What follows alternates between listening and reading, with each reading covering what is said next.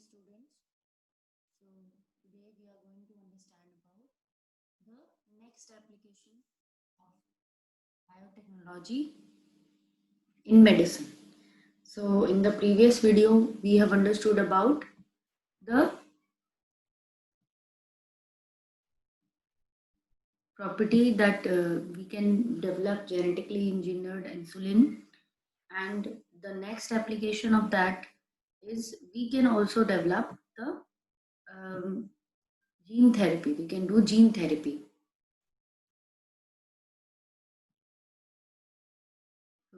Today we are going to understand about gene therapy only. Next application of biotechnology. So what is gene therapy? Gene therapy is the replacement of any faulty gene in an organism by the functional gene. So if we replace any faulty gene by functional gene, then that means gene therapy. So in the book NCRT, it is there. Gene therapy is there. So we are going to just see.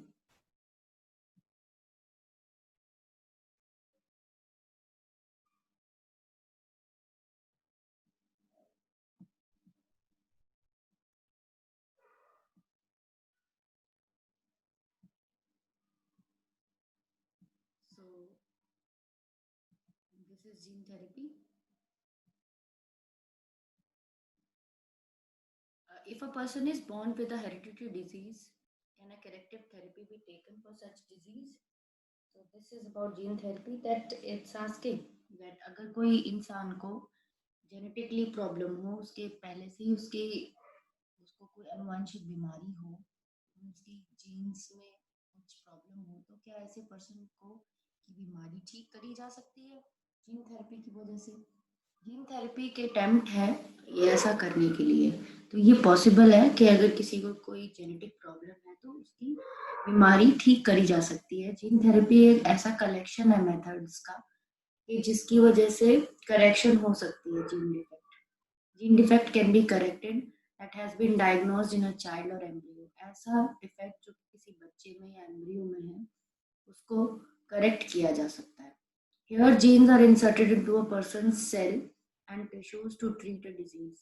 यहाँ पर person के cell में या tissue में disease को सही करने के लिए पर्टिकुलर जीन डाली जाती है।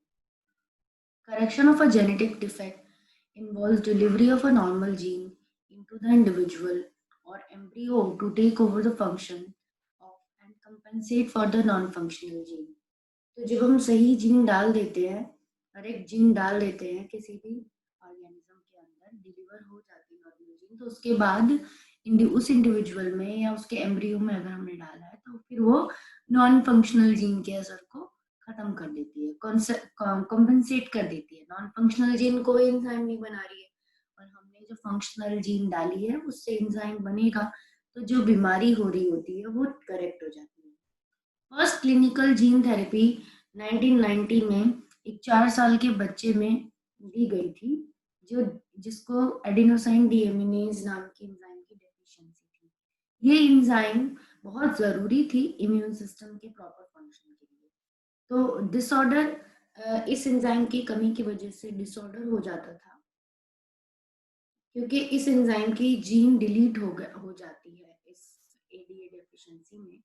इस एंजाइम को बनाने वाली जीन डिलीट हो जाती है, जीन फॉर एडिनोसाइन डीएमिनेज। सो उस पेशेंट को ये एंजाइम नहीं बनती और इस एंजाइम का काम मेनली होता है वाइट ब्लड सेल्स के रिप्रोडक्शन में।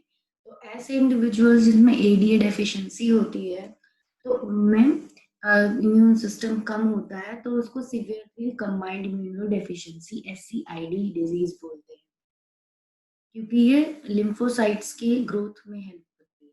तो इन बच्चों में एडीए डेफिशिएंसी को सही करने के लिए बोन मैरो ट्रांसप्लांटेशन करा जा सकता है, और कोई और मेथड अगर हमें यूज करना है, in others it can be treated by enzyme replacement therapy. अच्छी एंजाइम उनके अंदर डालकर भी, एंजाइम बदलने से भी, उनको फंक्शनल एडीए देने से भी ये प्रॉब्लम सही हो सकती है। अब in some children AD deficiency by bone marrow transplant, in others can be treated by the enzyme replacement therapy, in which functional ADA is being given to the patient by injection. But the problem with both of these approaches that they are not completely curative. इससे पूरा cure नहीं होगा, सिर्फ ये थोड़े time के लिए उसको बेनिफिट दे सकती है. As a first step toward gene therapy, lymphocytes from the blood of the patients are grown in a culture outside the body. और जीन थेरेपी अगर हम करना चाहते हैं ना, परमानेंट क्योर करना चाहते हैं, जीन सही जीन डालना चाहते हैं पेशेंट में, तो हमें क्या करना पड़ेगा, उस पहले स्टेप में जीन थेरेपी के लिम्फोसाइट्स को ब्लड से निकालना पड़ेगा, पेशेंट के लिम्फोसाइट्स को उन्हें कल्चर करना पड़ेगा बॉडी में, एंड उसमें ही एडेनिसिन डीएमिनेज एडीए की कॉम्प्लीमेंट्री डीएनए यानी करेक्ट डीएनए और कॉम्प्लीमेंट्री डीएनए थ्रू रेट्रोवायरस की मदद से, रेट्रोवायरस यहाँ वेक्टर की तरह काम करेगा और वो जीन हम lymphocytes के डीएनए में इनकॉर्पोरेट कर देंगे, अटैच कर देंगे, then introduced into these lymphocytes, which are then subsequently returned to the patient. और फिर ये lymphocyte वापस पेशेंट के lymphocyte changed lymphocytes जिनमें हमने एडीए के डीएनए को डाल चुके हैं, वो मॉडिफाइड lymphocytes हम पेशेंट के अंदर डाल देते हैं. However, as these cells are not immortal, ये भी इमॉर्टल नहीं है, इनकी भी कुछ लाइफ स्पैन है, तो पेशेंट को पीरियोडिक इन्फ्यूजन्स करने पड़ते हैं इस तरह के जेनेटिकली इंजीनियर्ड लिम्फोसाइट्स के. However, if the gene is isolated from bone marrow cells, producing ADA is introduced into the cell at early embryonic stage.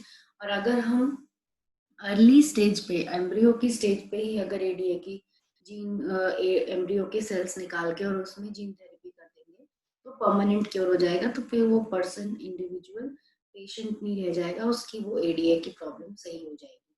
तो मेडिसिन फील्ड में ये एक यूज है, ये एक एप्लीकेशन है बायोटेक्नोलॉजी का. नेक्स्ट एप्लीकेशन है molecular diagnosis. Molecular diagnosis, you know that for effective treatment of a disease, early diagnosis and understanding its pathophysiology is very important. किसी भी ट्रीटमेंट के लिए, बीमारी की ट्रीटमेंट के लिए जल्दी उसका पकड़ में आना और उसकी पैथोफिजियोलॉजी समझ में आना बहुत जरूरी है. Using conventional method of diagnosis, conventional method use करते हैं अगर हम डायग्नोसिस का, सीरम यूरिन एनालिसिस करते हैं तो अर्ली डिटेक्शन पॉसिबल नहीं होता. Recombinant DNA technology, polymerase chain reaction (PCR) and enzyme-linked immunosorbent assay (ELISA) are some of the techniques that serve the purpose of early diagnosis. तो अगर हम कुछ कन्वेंशनल टेक्निक्स यूज करते हैं, डायग्नोसिस के method use करते हैं, तो हम ये जो पुराने टाइम से आ रहे हैं ये टेस्ट वगैरह, यूरिन टेस्ट कराना, सीरम टेस्ट कराना, तो इससे अर्ली डिटेक्शन पॉसिबल नहीं होता. बट अगर हम recombinant DNA technology, polymerase chain reaction, ये मेथड्स यूज करते हैं, एंजाइम लिंक्ड इम्यूनोसॉर्बेंट जैसे एलिसा यूज करते हैं, तो ये कुछ मॉलिक्यूलर डायग्नोसिस के मेथड्स हैं. इनको यूज करके, इन टेक्निक्स को यूज करके हम अर्ली डायग्नोसिस कर सकते हैं बीमारी का. Presence of a pathogen, bacteria, viruses etcetera is normally suspected only when the pathogen has produced a disease symptom. तो हमें तभी समझ में आने लगता है या हमें तब पता चलता है जब किसी भी पैथोजन ने अंदर जाके कोई थोड़ा सा ग्रोथ कर ली हो, फिर हमें डिजीज के सिम्टम्स आने शुरू होते हैं. By this time the concentration of pathogen is already very high in the body. इस टाइम में पैथोजन की कंसंट्रेशन बॉडी में ऑलरेडी हाई होती है. However, very low concentration of bacteria or virus at the time when the symptoms of the disease are not yet visible. और जब वो बहुत कम होते हैं तब सिम्टम्स नहीं डिटेक्ट होते हैं. तो दी कम कंसंट्रेशन में भी अगर बैक्टीरिया, वायरसेस हमारे अंदर हैं, तो उसके डीएनए को एम्पलीफाई करके पीसीआर के मेथड से हम डिटेक्ट कर सकते हैं. अगर हमारे पास बहुत ज्यादा अमाउंट में उस पर्टिकुलर बैक्टीरिया का डीएनए दिखाई डिटेक्ट होता है तो हम बोल सकते हैं कि हमें ये बीमारी है, बिना उसके सिम्टम्स शो हुए या बिना उसका उस कंसंट्रेशन में आए उस पैथोजन को हम पहले ही पीसीआर से उसका डीएनए एम्पलीफाई करके डिटेक्ट करके हम चेक कर सकते हैं. जैसे पीसीआर अब ज्यादातर एचआईवी के टेस्ट के लिए भी यूज होता है, एड्स पेशेंट के लिए, तो वो बहुत जल्दी एक ऐसा मेथड है जिससे कि बहुत इजीली, बहुत कम टाइम में हम लोग डिटेक्ट कर सकते हैं. It's been used to detect mutations in the genes in suspected cancer patients too. और जिन पेशेंट में कैंसर होने पे सस्पिशन होता है कि इनमें कैंसर हो सकता है, तो उनके अंदर भी उनके जीन्स के अंदर जो म्यूटेशंस हैं वो डिटेक्ट हो जाती हैं through the PCR method. It is a powerful technique to identify many other. ये एक पावरफुल टेक्निक है जिससे कि बहुत और दूसरी हम लोग अप्रोच हेल्प यूज कर सकते हैं. मेनी अदर जेनेटिक डिसऑर्डर्स और भी जेनेटिक डिसऑर्डर्स को भी हम पहचान सकते हैं through molecular diagnosis. Single strand DNA or RNA tagged with a radioactive molecule probe is allowed to hybridize its complementary DNA in a clone of a cells.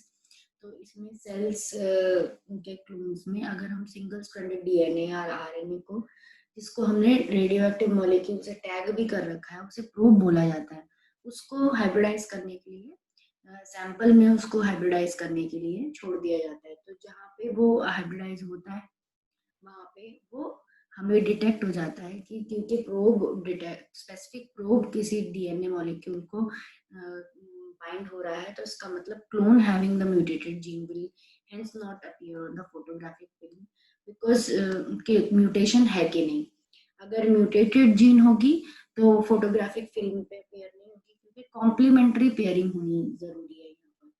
अगर कोई भी म्यूटेशन नहीं होगी तभी पूरा पूरा प्रोब उस क्लोन ऑफ कॉलोनीज में अटैच हो पाएगा. And because the probe will not have complementarity with the mutated gene.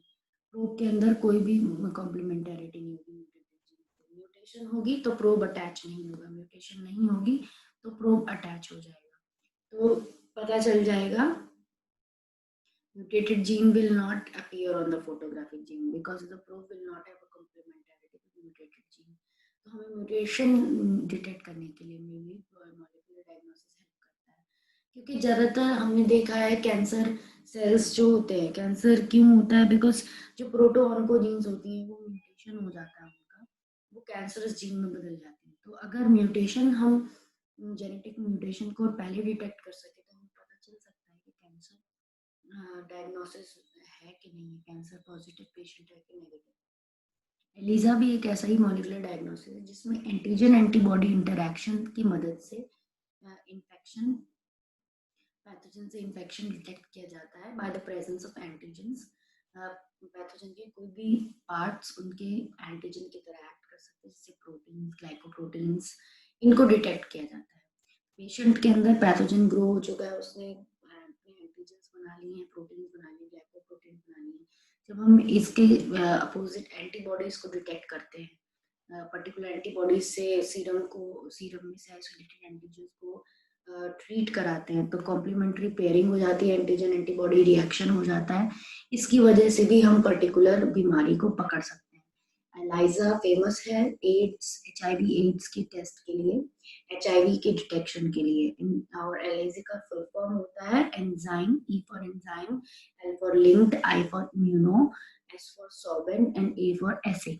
सो ये एक ऐसा प्रोसीजर है जिसमें enzyme linked immuno sorbent antigen antibody reaction करा के हम लोग पहचानते हैं.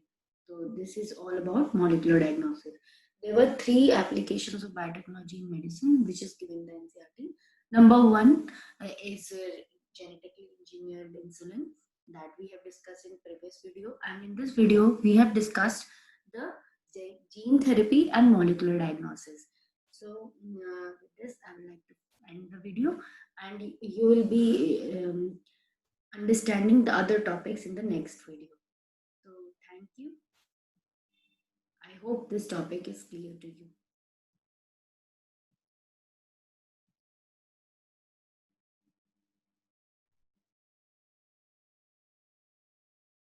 Please like and subscribe the channel if you want. Thank you.